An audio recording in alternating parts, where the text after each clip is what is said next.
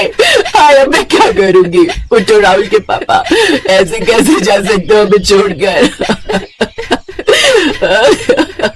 माँ चुप हो जाओ, अब पापा नहीं उठेंगे और तुम चिंता मत करो, पापा की जगह अब सब कुछ मैं संभालूंगी। इतना कहकर निशा ने रजनी को सहारा देकर संभाला। असल में यहाँ जिसकी अंतिम विदाई हो रही थी वो है राजेश्वर, रजनी का पति और निशा का पिता। लेकिन रजनी निशा की सगी मानी थी। निशा राजेश्वर की पहली पत्नी की बेटी थी जिसे रजनी ने कभी नहीं अपनाया। बचपन तो जैसे तैसे गुजर गया, लेकिन जब निशा जवान हुई तो वो रजनी की आंखों में कुछ ज्यादा ही खटकने लगी। देखो जी, ले देकर यही तो जमा पूंजी है हमारे पास, इसे भी लुटा दोगे तो मेरे बच्चों के लिए क्या बचेगा। समझने की कोशिश करो रजनी, निशा ने दिन रात मेहनत करके ये कंपटीशन निकाला है। उसने पहले ही हमारा खर्चा बहुत कम कर दिया है, तो अब तुम ही बताओ मैं इस मोड़ पर कैसे उसका साथ छोड़ दूं। वैसे ही जैसे उसकी सगी माँ उसे छोड़कर चली गई थी। देखो जी, मैंने हमेशा अपने कलेजे पर पत्थर रखकर अपनी ममता बांटी है, लेकिन अब बस, मैं पहले अपनी रूही और राहुल के बारे में सोचूंगी, बात साफ है। वो मेरे भी बच्चे हैं रजनी, जब उनकी बारी आएगी तब तक कुछ बचेगा, तब तो कुछ खर्च करोगे आप। मुझे पागल समझा है क्या? अभी पढ़ाई के लिए खर्च करोगे, फिर इसकी शादी भी करनी होगी। ना बाबा ना, मैं अपने बच्चों के साथ ये अन्याय हरगिज नहीं होने दूंगी। अन्याय तो तुम कर रही हो निशा के साथ। अब तक मैं चुप रहा, लेकिन अब बस कान खोलकर सुन लो रजनी, निशा मेडिकल कॉलेज जाएगी और डॉक्टर भी बनेगी, फिर चाहे इसमें तुम्हारी मर्जी हो या ना हो। राजेश्वर ने रजनी की मर्जी के खिलाफ निशा के मेडिकल कॉलेज की फीस भी भरी और उसके लिए हॉस्टल का इंतजाम भी किया। इस बात से रजनी इतनी चिढ़ गई कि उसने निशा से हर रिश्ता तोड़ दिया। रजनी के रहते निशा अब अपने ही घर में नहीं आ सकती थी, लेकिन अब जब राजेश्वर इस दुनिया में नहीं थे तो निशा वहाँ आई और फिर, अरे जा, तू हमें क्या संभालेगी? पहले ही मेरे बच्चों का हिस्सा खा गई, अब क्या लूटने आई है ये बता। मैं आपको, राहुल और रूही को अपने साथ ले जाने आई हूँ माँ। मैं डॉक्टर बन गई हूँ, ठीक ठाक कमा लेती हूँ और अपना घर भी है मेरे पास। पापा ने हमेशा मेरा साथ दिया और अब जब वो नहीं है तो मैं आप लोगों को अकेला नहीं छोड़ूंगी। प्लीज माँ मान जाइए, मैं वादा करती हूँ मेरे घर में आप लोगों को कोई कमी नहीं होगी। निशा से इस जवाब की रजनी को बिल्कुल भी उम्मीद नहीं थी, लेकिन फिलहाल निशा उसके लिए वो सहारा बनकर आई थी जिसकी उसे सबसे ज्यादा जरूरत थी। वो अपने बेटे राहुल और बेटी रूही को लेकर निशा के साथ उसके घर चली आई और फिर, माँ ये निशा दीदी का घर तो बहुत बड़ा है और देखो ना, यहाँ तो हमारे लिए एसी भी है, हम पहले यहाँ क्यों नहीं आए? चुप कर, ये बात मेरे सामने तो बोल दी, उस निशा के सामने मत कह देना, फालतू में भाव बढ़ जाएंगे उसके। सिर्फ अच्छा घर ही नहीं, निशा अपने परिवार को वो सारी सबके बस में थी। उसके लिए ये सब उसकी जिम्मेदारी थी, लेकिन रजनी के लिए एक मौका अपना उल्लू सीधा करने का। ये पराठे बहुत टेस्टी हैं, मुझे एक और चाहिए। अरे बस कर राहुल, पहले ही 4 खा चुका है, अब दूसरों को भी खाने दे। अरे कोई बात नहीं माँ। लो राहुल, अच्छा बताओ कॉलेज कैसा चल रहा है तुम्हारा? क्या चलेगा वहाँ, बेकार सा तो कॉलेज है। अरे ऐसे क्यों बोल रहे हो? अब क्या बताएं बेटा, तुम्हारे पापा की कमाई से सरकारी कॉलेज में ही एडमिशन करवा सके हम, वरना इसका मन तो प्राइवेट कॉलेज में पढ़ने का था। हाँ दीदी, मुझे ना कंप्यूटर्स का कोर्स करना था, वो एक्यूबाइन कॉलेज है ना वहाँ से, बट पापा को बोला तो उन्होंने साफ मना कर दिया। मेरे सारे दोस्त वहीं से कोर्स कर रहे हैं। आपको पता है उस कॉलेज से कोर्स करने के बाद तुरंत 15 लाख का पैकेज लगता है।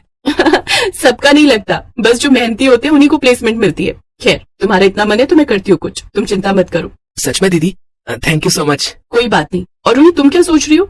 अब नहीं, वो एक्चुअली मैं डाइटिंग पर हूँ। ये तो अच्छी बात है, पर ध्यान रहे न्यूट्रिशन की कमी नहीं होनी चाहिए। रुको, मैं तुम्हारे लिए सूप बनवा देती हूँ। अरे रहने दो बेटा, इस लड़की के नाटक तो चलते ही रहेंगे। अब तो भगवान से यही प्रार्थना है कि जल्दी से कोई अच्छा घर बार मिल जाए और इसे जल्दी से विदा करके मैं फ्री हो जाऊं। ये क्या बात हुई माँ, अभी तो इसका कॉलेज भी पूरा नहीं हुआ, इसे अच्छे से पढ़ लिख कर कोई नौकरी तो कर लेने दो, शादी तो होती रहेगी। नो दीदी, मेरा प्लान कुछ अलग है। मुझे बस फिट और सुंदर दिखना है, फिर कोई अमीर लड़का देखकर उससे शादी करके सारी जिंदगी ऐश करनी है मुझे। तो नौकरी वोकरी मुझसे नहीं होगी। रूही की ये बात सुनकर निशा चौंक गई, लेकिन वो उससे कुछ कह नहीं पाई। सच तो ये था कि अच्छी खासी सैलरी होने के बावजूद अब निशा को मुश्किल होने लगी थी, क्योंकि अब उसके ऊपर अपने अलावा 3 और लोगों की जिम्मेदारी थी, और तीनों भी ऐसे जिनकी ख्वाहिशें खत्म होने का नाम ही नहीं ले रही थी। बड़ा दर्द है बेटा। अब आपके सारी टेस्ट नॉर्मल है, एक्सरे में भी कुछ नहीं आया, फिर भी पैरों में दर्द क्यों है, कुछ समझ नहीं आ रहा। अब बुढ़ापा है बेटा, तो पैर तो साथ छोड़ेंगे ही ना। वो रूही बता रही थी कि उसकी सहेली की मम्मी के पैरों में भी बिल्कुल ऐसे ही दर्द रहता था, लेकिन फिर जब से वो मसाज वाली कुर्सी खरीदी ना उसके पापा ने, तब से सारा दर्द छूमंतर हो गया। काश तुम्हारे पापा जिंदा होते तो उनसे कहकर मैं भी खरीद लेती वो मसाज वाली कुर्सी। ऐसा नहीं था कि निशा को उसकी सौतेली माँ और भाई बहन की चालाकियां समझ नहीं आती थी, लेकिन वो सब कुछ समझते हुए भी उन्हें ना नहीं कह पा रही थी। और फिर उसी दिन निशा की क्लिनिक में, ये क्या कह रही हो निशा, ये तुम्हारी आखिरी एफडी है, इसे भी तोड़ दोगी तो कुछ सेविंग नहीं बचेगी तुम्हारे पास। कोई बात नहीं अनिकेत, परिवार की खुशी से बढ़कर कुछ नहीं है मेरे लिए। माँ को मसाज चेयर की जरूरत है। तुम्हें नहीं लगता कि उनकी जरूरतें कुछ ज्यादा ही बढ़ती जा रही हैं? अब तुम ये सब छोड़ो ना, सुनो आज रूही का बर्थडे तो घर पर पार्टी है, अंकल आंटी के साथ टाइम पर पहुंच जाना। ओके रूही के बर्थडे के लिए निशा ने शानदार पार्टी का इंतजाम किया था और फिर पार्टी के बीच से अनिकेत ने निशा को फोन करके गार्डन में बुलाया और फिर निशा, वैसे तो मैं तुम्हारा जवाब तुम्हारी आंखों में पढ़ सकता हूँ, लेकिन फिर भी मैं तुम्हारे मुंह से सुनना चाहता हूँ। विल यू मैरी मी? अब सॉरी अनिकेत, मैं अभी तुम्हारा ये प्रपोजल एक्सेप्ट नहीं कर सकती। तुम देख रहे हो अभी कितनी जिम्मेदारियां हैं मुझ पर।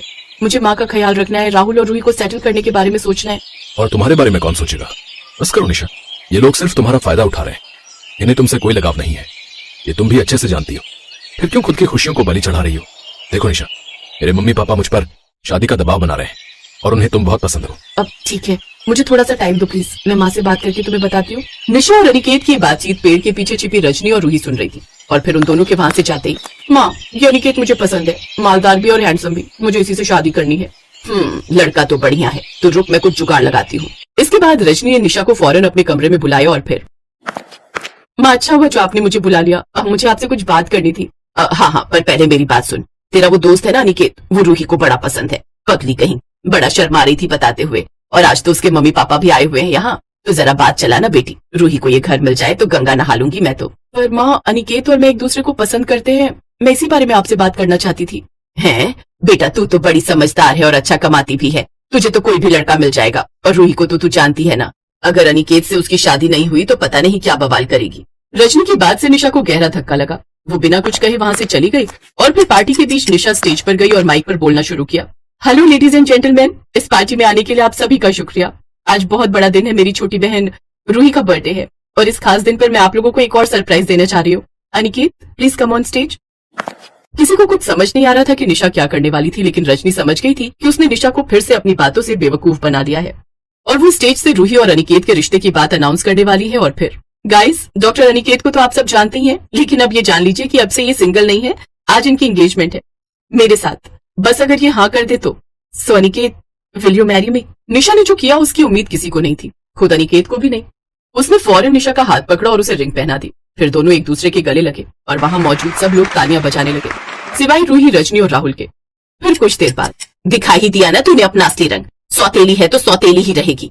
रूही के प्यार पर डाका डालकर मिल गई तुझे तसल्ली। बेचारी मेरी बच्ची, रो रो कर क्या हाल कर लिया उसने अपना। सच निशा, भगवान तुझे कभी माफ नहीं करेगा। भगवान मुझे माफ करे या ना करे, पर अब आप मुझे माफ कीजिए माँ। मैंने फैसला कर लिया है कि अब से मैं अपने बारे में भी सोचूंगी और अनिकेत से शादी करके हमेशा खुश रहूंगी, फिर चाहे इससे कोई खुश हो या ना हो। रही बात रूही की, तो मैं उसके लिए भी अच्छा लड़का ढूंढूंगी, पर वो अनिकेत नहीं हो सकता, ये बात साफ है। अरे लेकिन बस माँ, मैंने अब तक बहुत फर्ज निभाए हैं, अब बारी आपकी है। मेरी खुशियों की खातिर अब आप मुझे विदा करो, हो सके तो अपनी बेटी की तरह। दिव्या और प्रफुल्ल की शादी को लगभग 1 महीना ही हुआ था। दिव्या के ससुराल में उसके पति के अलावा उसकी सास और एक ननद थी। जब से दिव्या ब्याह की आई थी, घर की सारी जिम्मेदारियां उसी के सर पर आ गई। घर में बेचारी इकलौती बहू सारा दिन सबकी फरमाइशें पूरी करते ही नहीं थकती। अरे दिव्या, मेरा टॉवल कहाँ है? जल्दी दो, मुझे नहाने जाना है। हाँ, ये लीजिए, सामने ही तो रखा था। बहू, अरे ओ बहू, अरे कहाँ रह गई? चाय आज ही मिल जाएगी या कल तक का इंतजार करूं? जी लाई, सारा दिन बस ये करो वो करो, ऐसा लगता है बहू ने कोई काम वाली लाए हैं जिससे बस सारा दिन काम करवाते रहो, सुबह से शाम तक बस उनकी फरमाइशें पूरी करते रहो। इससे लाख गुना खुश तो मैं अपने मायके में थी, जहाँ मैं बस ऑर्डर करती थी और मेरी माँ मेरी सारी फरमाइशें पूरी करती थी। मेरी ही गलती थी जो अपने पापा की बात मानकर इस घर में शादी के लिए तैयार हो गई, नहीं तो वो कनाडा वाला मनप्रीत आज मुझे रानी बनाकर रखता और विदेश में रहने को मिलता वो अलग। हाय मेरी किस्मत, यहीं आकर फंसना था मैंने। अरे चाय पिलाने का मन नहीं है क्या बहू? लाई लाई मम्मी जी, ये लीजिए आपकी चाय। इसके बाद दिव्या किचन में जाकर खाना पैक करने लगती है। तभी उसकी ननद नैना किचन में आती है। भाभी, अगर मेरा लंच पैक हो गया हो तो दे दो, मुझे कॉलेज के लिए देर हो रही है। हाँ नैना, बस 2 मिनट, ये लो। नैना टिफिन लेकर वहां से चली जाती है। दिव्या सारा दिन अपने ससुराल वालों की खुशियों का ख्याल रखती, लेकिन अंदर ही अंदर कुढ़ती भी रहती। एक ये महारानी, पता नहीं कब इसकी शादी होगी और कभी अपने ससुराल जाएगी। माँ ने कहा था बेटी बस कुछ दिन झेल ले, इसके बाद तो ब्याह कर चली जाएगी, लेकिन पता नहीं कब इसकी शादी होगी और कब ये यहाँ से जाएगी। ऐसे ही कुछ दिन बीत जाते हैं। अब नैना अपनी ग्रेजुएशन पूरी कर लेती है और उसके घर वाले उसकी शादी के लिए लड़का देखना शुरू कर देते हैं। एक रोज संडे वाले दिन नैना अपने चेहरे पर ब्लीच लगाकर बाहर आती है। तभी उसकी माँ कमला उससे कहती है, वाह मेरी रानी बिटिया, अपना कितना ध्यान रखती है, बस अपने चेहरे को ऐसे ही चमकाती रहे, फिर देख तेरी माँ तेरे लिए क्या राजकुमार ढूंढ कर लाएगी। राजकुमार? आगे चलकर इसने भी मेरी तरह काम वाली ही बनना है। वैसे आशा बहन ने अपनी नैना के लिए एक बढ़िया रिश्ता बताया है, परसों लड़के वाले इसे देखने आ रहे हैं। क्या सच में माँ? मेरी छोटी सी बहन कब इतनी बड़ी हो गई, पता ही नहीं चला। लड़के वाले? अरे वाह, ये तो बहुत अच्छी बात है। अब नैना की शादी हो जाएगी। चलो अच्छा है, कम से कम इससे जान तो छूटेगी और मेरा काम तो कम होगा। कुछ देर बाद नैना अपना चेहरा धोकर आती है तो उसके चेहरे पर लाल रंग के बड़े बड़े धब्बे उभर आते हैं। वो जोर से चिल्लाते हुए बाथरूम से बाहर आती है। ओह नो, ये मेरा चेहरा, ये मेरे चेहरे को क्या हो गया? सत्यानाश, परसों तुझे देखने लड़के वाले आ रहे हैं और तू है कि अपना पूरा चेहरा जलाकर बैठ गई। अरे लड़के वाले तुझे ऐसे देखेंगे तो झट से ना कर देंगे। ओह गॉड, अब क्या करें? आप टेंशन मत लीजिए, ये जरूर इसे ब्लीच से एलर्जी हुई होगी। मैं अभी इसके चेहरे पर मुल्तानी मिट्टी लगा देती हूँ, साथ ही बर्फ से सिकाई कर देती हूँ, कल तक ठीक हो जाएगा। इसके बाद दिव्या मुल्तानी मिट्टी का पैक बनाकर नैना के चेहरे पर लगा देती है। इसके बाद वो अपने कमरे में जाकर अपनी माँ को फोन करती है और कहती है, ओफो माँ, ये अच्छी बहू बनने का ड्रामा ना अब मुझसे और नहीं होता। और तुमने तो कहा था कि तेरी ननद शादी करके चली जाएगी तो फिर इस घर पर तेरा ही राज होगा, और अब तो शादी को 4 महीने होने को आ गए, लेकिन ये तो अभी तक इसी घर में पड़ी है। और तो और अपना सारा मेकअप तक मैंने इसे देखा रखा है ताकि ये सुंदर दिखे और इसकी शादी हो। हाय, मेरी नाजुक बच्ची को वहां जाकर कितना काम करना पड़ रहा है। तू चिंता मत कर, तेरी ननद की शादी हो जाएगी तो फिर तो तेरा ही तेरा राज है उस घर पर। अच्छा माँ, अब मैं फोन रखती हूँ और जरा देख कर आती हूँ उस महारानी का चेहरा ठीक हुआ भी या नहीं। दिव्या जाकर देखती है तो नैना का चेहरा पूरी तरह ठीक हो चुका होता है। थैंक यू भाभी, आपके हाथों में तो जादू है जादू। हाँ मेरी प्यारी ननद, अब तुम देखना मैं तुम्हें परसों कैसे तैयार करती हूँ। जब लड़के वाले आएंगे तो वो सब तुम्हें देखते ही रह जाएंगे। और आखिर वो दिन भी आ जाता है जिस दिन लड़के वाले नैना को देखने आते हैं। उस दिन दिव्या सुबह तड़के उठकर ही घर की साफ सफाई में लग जाती है। रामू, जल्दी से सभी पर्दे, बेडशीट और सोफा कवर, टेबल कवर बदल दो। और हाँ, इसके बाद सभी खिड़कियां दरवाजे अच्छे से साफ कर दीजिए और घर में एक भी जाला नहीं दिखना चाहिए। उसकी आवाज सुनकर सभी घर वाले भी उठ जाते। दिव्या, तुम इतनी सुबह सुबह क्यों उठ गई और ये कारखाने से रामू को क्यों बुला लिया? देखिए जी, आज मेरी इकलौती ननद को लड़के वाले देखने आ रहे हैं तो उनकी खातिरदारी में कोई कमी ना रह जाए, इसलिए रामू को भी अपनी हेल्प के लिए बुला लिया। और आज रामू किचन में भी मेरी मदद करेगा तो आज सारा दिन वो यहीं रहेगा। सचमुच बड़े ही भाग्यशाली हैं हम बहू, जो तुम इस घर में आई। सच में भाभी, भाभी हो तो आपके जैसी। अरे नैना, तुम क्यों इतनी जल्दी उठ गई? तुम अपनी नींद पूरी लो, तभी तो फ्रेश रहोगी और तभी तो चेहरे पर रौनक आएगी। सारा काम मैं खुद देख लूंगी। सारा काम निपटाकर दिव्या नैना को अपनी अच्छी सी साड़ी पहनाकर और उसका मेकअप करके तैयार कर देती है। साथ ही उसे अच्छे से सब समझा देती है कि किस सवाल का क्या जवाब देना है। दिन के समय लड़के वाले आ जाते हैं। दिव्या उनके सामने खाना परोसते हुए कहती है, ये लीजिए, ये सब नैना दीदी ने अपने हाथों से बनाए हैं, बहुत ही टैलेंटेड है ये। सुबह 5 बजे से उठकर तैयारियों में लगी हुई थी। खाना तो क्या लाजवाब बनाती है। अब सचमुच खाना तो बहुत ही अच्छा बना है भाई। अच्छा नैना, अपने बारे में कुछ बताइए, आपको क्या पसंद है और क्या नहीं? इसके बाद नैना वही बोलती है जो दिव्या ने उसे कहा होता है। जी, जो मेरे मायके वालों को पसंद है वो हर चीज मुझे पसंद है, और शादी के बाद मेरे ससुराल वालों को जो पसंद होगा वही मेरी पसंद होगी। सचमुच क्या संस्कार है भाई। इसके बाद लड़के वाले रिश्ता पक्का करके चले जाते हैं। दिव्या अपने कमरे में जाकर अपनी माँ को फोन मिलाती है। मम्मी, फाइनली रिश्ता पक्का हो गया। हाश, सचमुच बड़ी संतुष्टि मिली आज। इसके बाद दिव्या अपने पंडित को पैसे देकर इसी महीने में मुहूर्त निकालने को कहती है। पंडित बिल्कुल वैसे ही करता है।